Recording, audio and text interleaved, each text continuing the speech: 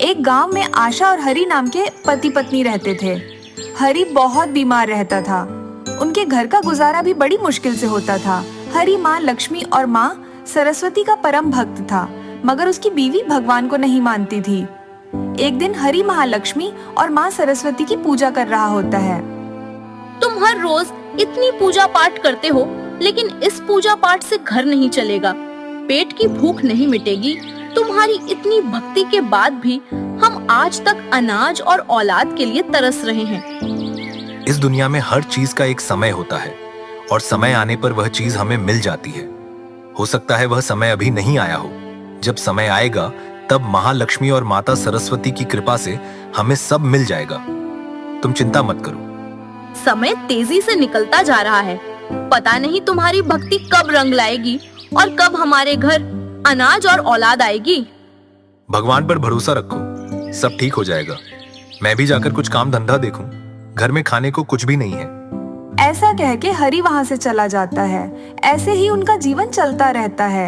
एक बार गांव में सूखा पड़ जाता है। हरि और उसकी पत्नी के हालात और ज्यादा खराब हो जाते हैं और उसकी पत्नी भी बीमार पड़ जाती है।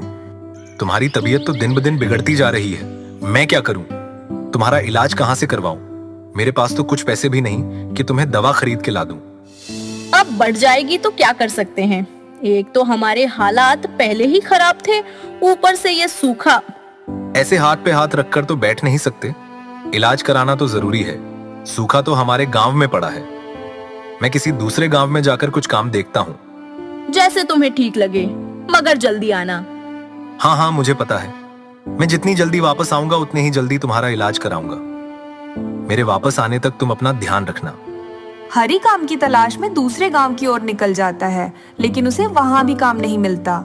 तब वह एक पेड़ के नीचे बैठ के महालक्ष्मी और सरस्वती का नाम जपने लगता है और उनसे प्रार्थना करता है।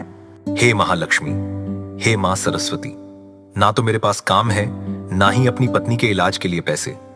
अब तो आप ही कुछ रास्ता दिखाओ माता। मैं क्या करूं? यह कहकर वह अपने गांव की ओर वापस चल पड़ता है। रास्ते में उसे दो छोटी बच्चियां रोते हुए मिलती हैं। क्या हुआ बच्चियों? तुम रो क्यों रही हो? और यहाँ सुनसान में तुम क्या कर रही हो? क्या तुम्हारे साथ कोई नहीं है? हम अपने माँ बाप के साथ कहीं जा रहे थे और उनसे बिछड़ गए हैं। तुम लोग चिंता मत करो, मैं तुम्हें तुम्हारे माँ बाप के पास छोड़ दूंगा। कहाँ रहते हो तुम लोग? वह बच्चियां हरि को अपने गांव का नाम बताती हैं। अरे ये तो मेरे गांव के पास ही है। अब तो रात होने वाली है। एक काम करो, तुम लोग मेरे साथ मेरे घर चलो। मैं सुबह तुम्हें तुम्हारे गांव छोड़ दूंगा। वह उन दोनों बच्चियों को अपने साथ लेकर अपने घर चला जाता है। अरे अब तुम इन बच्चियों को कहाँ से ले आए? कौन है ये? हरि आशा को सारी बात बताता है। यहाँ खुद के तो खाने के लाले पड़े हैं और तुम इन बच्चियों को उठा लाए। अब इनके खाने का इंतजाम कैसे होगा? इन्हें भूखा तो नहीं सुला सकते। आशा, एक रात की ही तो बात है और छोटी बच्चियां हैं, कितना खा लेंगी? जो थोड़ा बहुत रूखा सूखा है सब मिल बांट के खा लेंगे। करो अपनी मनमानी। मुझे क्या, मेरी कौन सी बात मानी है तुमने आज तक? हरि कुछ झिझकता हुआ बच्चों को रात का थोड़ा सा बचा हुआ खाना देता है। बेटा, मेरे पास ये थोड़ा सा भात है, आज इसी से काम चला लो। हम यही खाकर गुजारा कर लेंगे, कोई बात नहीं। अरे हम इतनी देर से साथ है और तुम दोनों ने मुझे अपना नाम तो बताया ही नहीं। मेरा नाम विद्या है और यह मेरी बहन है माया। रात बहुत हो गई है, तुम लोग जल्दी से ये खा लो, फिर सो जाओ। मैं सुबह तुम्हें तुम्हारे घर छोड़ दूंगा। ऐसा कहकर हरि सोने चला जाता है। दोनों बच्चियां भी खाना खा के वहीं एक कोने में सो जाती है। सुबह जब आशा की नींद खुलती है तो देखती है कि वो दोनों बच्चियां घर में नहीं हैं। वो तुरंत हरि को उठाती है। अजी सुनो, वह दोनों बच्चियां घर में नहीं हैं। देखो, उठकर पता नहीं कहाँ चली गई। क्या बच्चियां घर में नहीं है? कहाँ चली गई? वो ऐसे कहाँ जा सकती है? समझा समझा के थक गई तुम्हें, लेकिन तुम्हारी समझ में नहीं आता। जल्दी देखो, घर से कुछ गायब तो नहीं है? ऐसे ही अनजान लोगों को घर में ले आते हो। अरे चिंता क्यों कर रही हो? हमारे पास है ही क्या जो ले जाएगी? हाँ हाँ, तुम तो यही कहोगे। मैं जाकर रसोई में देख आती हूँ, कहीं मेरे बर्तन तो नहीं ले गई। जैसे ही आशा रसोई घर में जाती है, वह हरि को जोर से आवाज लगाकर बुलाती है। हरि भी भागा भागा रसोई घर में जाता है। रसोई में पहुंचते ही हरि भी हैरान हो जाता है। उसके रसोई घर के अंदर अन्न और धन के भंडार लगे थे। अरे ये सब कहाँ से आया?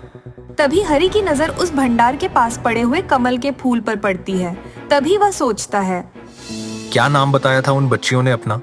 विद्या मतलब सरस्वती और माया मतलब लक्ष्मी माँ। इसका मतलब स्वयं माँ लक्ष्मी और माँ सरस्वती मेरे घर आई थी और मैंने उन्हें पहचान ही नहीं पाया। मैं कहता था ना कि समय आने पर माँ लक्ष्मी और सरस्वती हम पर कृपा जरूर बरसेंगे। अब तो तुम्हें विश्वास हो गया ना? तुम सही कहते थे कि माँ लक्ष्मी और माँ सरस्वती हम पर कृपा जरूर करेंगे। जय महालक्ष्मी, जय माँ सरस्वती।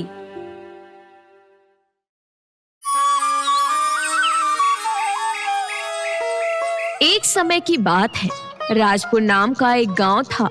उस गांव में राम मोहन नाम का एक गरीब लकड़हारा रहता था। वो प्रतिदिन जंगल से लकड़ियां काट कर लाता और उसे बाजार में बेचता था। राम मोहन का एक बेटा था, उसका नाम था सूरज।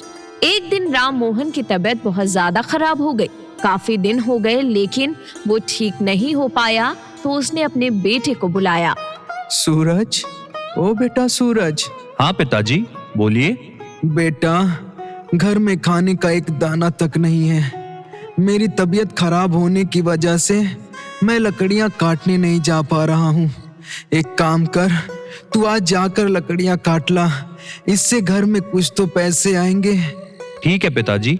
बेटा, जंगल के ज्यादा अंदर मत जाना, वहाँ खतरा है। ठीक है पिताजी, मैं ध्यान रखूंगा। राम मोहन की बात मान सूरज कुल्हाड़ी उठाता है और जंगल की ओर चल देता है। थोड़ी देर में वो जंगल में पहुंचता है और अपने आसपास देखता है। यहाँ आसपास तो कोई सूखा पेड़ दिखाई नहीं दे रहा है जिसकी मैं लकड़ियां काट सकूं। थोड़ा जंगल के अंदर जाना पड़ेगा। सूरज जंगल के अंदर जाता है, तभी वो अपने आगे एक बहुत बड़ा और विशाल पेड़ देखता है। वो देखता है कि वो पेड़ बिल्कुल सूख चुका था।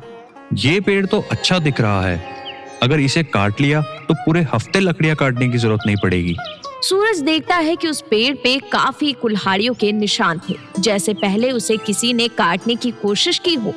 ये सब नजरअंदाज करके सूरज उस पेड़ पे कुल्हाड़ी चलाने लगता है। जैसे ही कुल्हाड़ी की कुछ चोट उस पेड़ पर लगती है, उस पेड़ में से खून आने लगता है। ये देख सूरज घबरा जाता है। अरे इस पेड़ से ये खून कैसा आ रहा है? पर पेड़ से खून कैसे निकल सकता है? क्या पता ये कोई खास तरह का पेड़ हो। ये सोचकर सूरज फिर से उस पेड़ पर कुल्हाड़ी मारने लगता है। जैसे जैसे सूरज उस पेड़ को काटता है, वैसे वैसे उस पेड़ से खून की धारा बहती है। काफी देर कुल्हाड़ी की चोट खाने से वो पेड़ कमजोर हो जाता है और जमीन पर गिर जाता है। जैसे ही वो पेड़ कटकर जमीन पर गिरता है, तभी वो एक इंसान में बदल जाता है। ये दृश्य देखकर सूरज बहुत डर जाता है। उसने ऐसा दृश्य न कभी देखा था न सुना था। सूरज को डरते देख वो आदमी बोला, अरे भाई डरो मत, मैं तुम जैसा ही एक इंसान हूँ। मैं तुम्हारा शुक्रिया करना चाहता हूँ जो तुमने मुझे इस वृक्ष से आजाद कराया। क्या? अगर तुम इंसान हो तो इस वृक्ष में क्या कर रहे थे? क्योंकि मुझ पर देवी माँ का श्राप था। मेरा नाम भानु है। मैं पहले एक नामी चोर हुआ करता था। एक दिन मुझे खबर मिली कि पास के गांव में एक दुर्गा माँ का प्रसिद्ध मंदिर है। उस मंदिर में जो दुर्गा माँ की मूर्ति है वह बेहद ही कीमती है। यह सुन मेरे मन में लालच आ गया। उस लालच के मारे मैं एक रात उस मंदिर के अंदर घुस गया और दुर्गा माँ की मूर्ति उठा लाया। लेकिन मुझे उस मंदिर के पुजारी ने चोरी करते हुए देख लिया। उसने पूरे गांव में शोर मचा दिया। सारे गांव वाले मेरे पीछे पड़ गए। मैं अपनी जान बचाता बचाता इस जंगल में आ गया। भागते भागते मेरे पैर में ठोकर लगी, जिससे मैं नीचे जा गिरा। मेरे हाथ से माँ दुर्गा की मूर्ति छूट गई। तभी मूर्ति में से माँ दुर्गा प्रकट हुई। दुष्ट पापी, तूने मेरी पवित्र मूर्ति को चुराने का दुस्साहस किया है। जा, मैं तुझे श्राप देती हूँ कि तू यहीं इसी समय वृक्ष बन जाएगा और सदियों सदियों तक मुक्ति के लिए तरसेगा। मैं ये सुन रोने लगा और अपनी गलती की माफी मांगने लगा। माँ, मुझे माफ कर दीजिए माता, मुझसे भूल हो गई है। मुझे इतना बड़ा श्राप मत दीजिए। मैं अपना श्राप वापस नहीं ले सकती, पर तुझको ये आशीर्वाद देती हूँ कि जब भी तुझे कोई काटेगा तब तू इस श्राप से मुक्त हो जाएगा। मैं काफी सालों से इस वृक्ष में फंसा था। मैं यहाँ से आने जाने वाले लोगों को आवाज भी लगाता था, लेकिन हर कोई मेरी आवाज से डर जाता था। लेकिन तुमने बिना डरे मुझे दुर्गा माँ के शाप से मुक्त कराया। इसके लिए तुम्हारा बहुत बहुत शुक्रिया दोस्त। मैं तुमको कुछ देना चाहता हूँ, आओ मेरे साथ। ये सुनकर सूरज भानु के पीछे पीछे जाने लगता है। थोड़ी देर बाद भानु और सूरज जंगल के एक कोने में पहुंचते हैं। सूरज देखता है कि उसके सामने घने झाड़ लगे हुए हैं।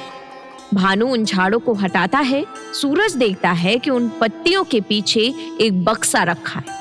उस बक्से को भानु खोलता है। वो बक्सा सोने चांदी से भरा होता है। ये देखकर सूरज चौंक जाता है।